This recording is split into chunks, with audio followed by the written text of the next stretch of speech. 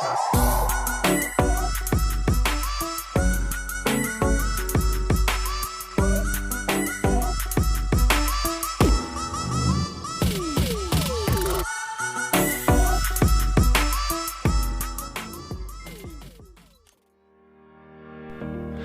you ever been with your camera in a situation where you thought, wow, I would really love to capture how dynamic the motion in this image is? You know, say you're watching a sport game and someone is moving really quickly. You thought, wow, I'd really like to get that blur in just the right way. Just not too much blur, but not too little. I want to show this motion. Well, this is all a part of something that photographers call capturing motion. And capturing motion is something that is kind of takes a little bit of experience to know how to do. Anyone can take a blurry image, but taking a blurry image that captures just what you want is really kind of a little bit of the art of photography. So in order to understand this, like we've talked about in a lot of other lessons, you need to understand the technical side of what creates motion blur, and you also need to understand the artistic side, so what you exactly want to achieve. So how about we start really quickly by reviewing something that we talked about in our shutter speed lesson and to some degree in our ISO lesson. We're going to talk really quickly about shutter speed. So I'm going to kind of divide our page in half here because I've got something to do over here on the other side in a little bit. We're going to talk about shutter speed. Alright, so I basically divide, when I'm talking about shutter speeds, I divide them up into what I would call long shutter speeds, slow shutter speeds, then there would be normal shutter speeds, fast,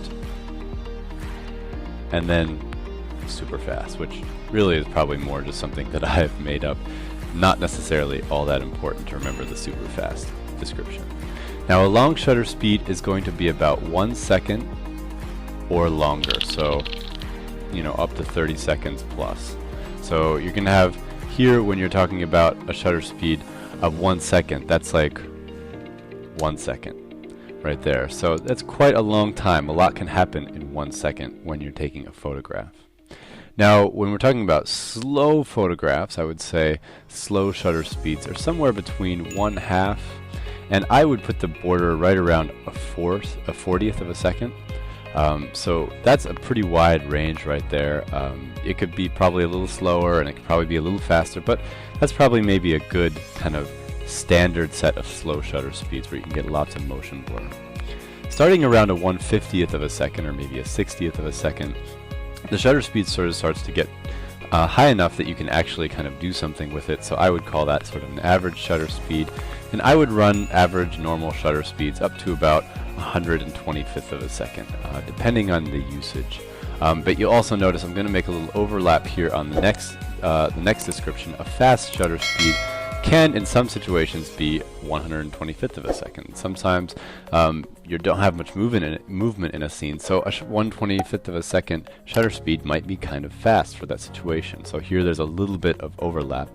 And then I would take those fast shutter speeds up to 1,000th of a second, which is sort of the old standard. 1,000th of a second was sort of the upper limit among a lot of cameras for a very long time, until very recently, really, until the last 2 decades or so, where camera speeds have just really increased a lot. And now I would call those other shutter speeds, the ones that are sort of new, I would call them super fast, and those are just 1/1000th plus. And they go up nowadays, even in consumer cameras, up past 8,000. You even see faster than 8,000th of a second now in some consumer cameras, which is pretty darn amazing. Alright, so that's our review of your shutter speeds. I really encourage you to go check out our shutter speed lesson if you are a little rusty on that. We talk a little bit more in depth about what shutter speeds can capture what. Now, when you want to go capture that blur in your image and you want to create a sort of a cool blurry effect in your images, you need to kind of make some considerations. You're sitting there with your camera and you've got the situation happening in front of you, and you think, okay, here are the 3 things I need to think about in order to capture this correctly, or in order to know how to capture this correctly. So we've got 1, 2, and 3. First of all, you're going to want to think of the speed of your subject. So we talk about this in the shutter speed lesson a little bit. A slow shutter speed is really going to be able to capture certain types of motion, where some motion is too slow to be captured. With that, you need a long exposure. Some things are too fast, so you need a little bit higher of an exposure. A really quickly moving car might blur with a very fast shutter speed, whereas a person who is walking might just blur with a slow shutter speed. So you just kind of need to consider exactly what shutter speed is best suited for the thing that you're doing, and you can do that by looking it up online or going and checking out our shutter speed lesson. You also want to consider your distance. And really, when you're talking about distance, you actually are thinking about the size of your object in the image, and I'll show you an example of that a little bit later. But the smaller the image, the slower your shutter speed is going to need to be. So the smaller your object is in the image, the slower your shutter speed is going to need to be to capture that motion, because they're not making very much motion through the scene or across your pixels inside your computer inside your camera on your sensor.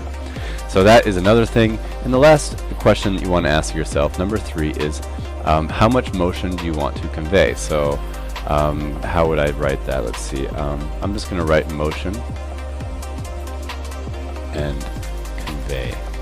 So how much do you want it to blur is basically the question that you want to ask. How much do you want that person to be, or that object to be, completely sort of blurred out, or do you want them to be just a little bit there? That's something you need to know, and that also will determine how and which one of these shutter speeds you select. Let's take a couple examples now. So here is me on my bicycle. Just recently I bought a fisheye lens and I was riding home. I was so excited. I did something very dangerous, and I took a photograph while I was riding down this bike path here. This image was taken at ISO 800. It was evening. It was getting really kind of dark outside. The f-stop was at 3.5. And my shutter speed, now this is the really determining factor in whether something blurs, was 1/8 of a second. So 1/8 was my shutter. And you can see that it was a 1/8 of a second. I would look at this image as someone who takes a lot of photographs, and I would just know immediately that this was in this neighborhood. I wouldn't maybe know that it was 1/8 of a second, but I would know that it was less than a 15th of a second, depending on how fast I was riding. Again, it's a question of speed. But you can see here, the motion is being captured here. You know, you're losing detail. And this is also a perfect example of how proximity to something and the size of something can make a big difference. In theory, I'm moving the exact same speed through this entire frame, through this entire image, but because these cars back here are so much smaller in my frame, they blur a lot less. And as we get closer, you can see each car is blurring a little bit more. So in order to capture this scene, I knew I needed about 1/8 of a second. And luckily with digital cameras, you can try out lots of different things and see what works for you. You can also see that 1/8 of a second, my arm and the front of my bike didn't move very much in relation to my camera. So my camera was pretty still. I was riding on a smooth path. And you can see that my handlebar didn't flip from side to side, and I didn't move my hand very much. So that is captured pretty well in focus and pretty clearly, you know, not without much motion blur.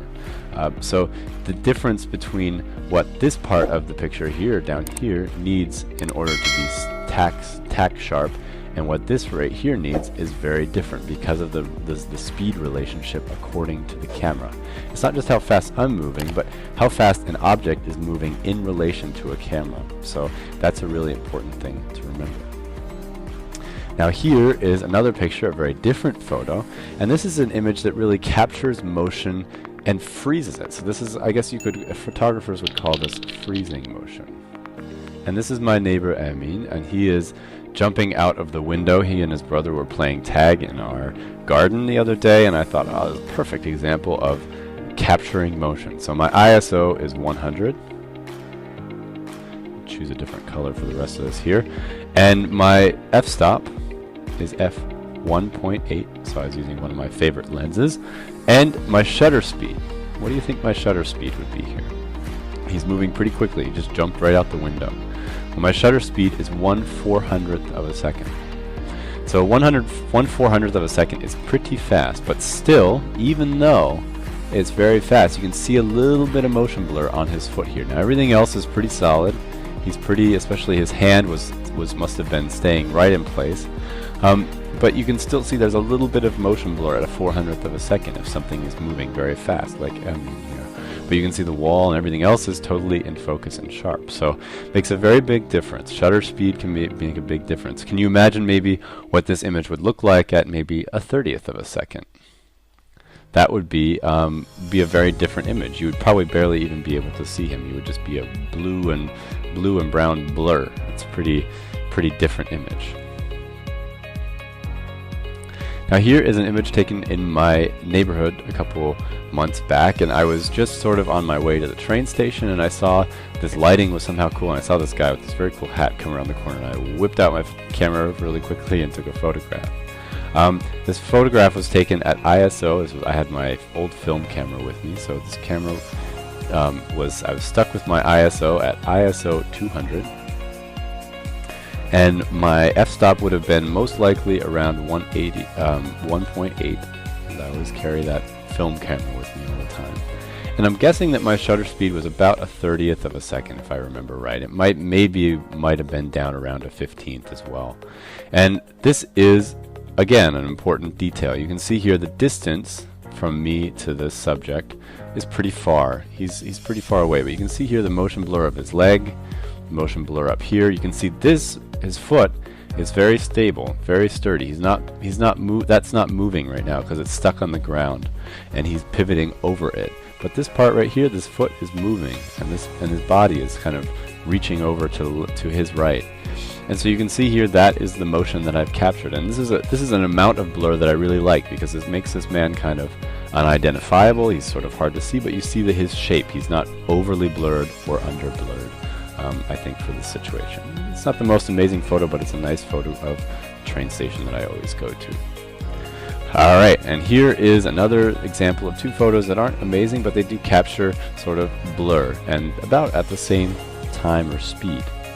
And this photo to the left here is ISO 400, taken at f2.8, and my shutter speed was a 15th of a second. I really need to get better at picking good colors for the backgrounds here. 1/15th of a second. And so you can see here that someone can move pretty far in a 15th of a second. Again, I'm about the same distance as I was from the guy in the train station. But you can see here again, the foot that's on the ground is pretty stable. Everything else is sort of in motion. You can see these people back here might be moving, but because they're so far away, it's a little harder to catch that motion blur. And you can see everything else in the background is pretty stable because I held the camera very steady.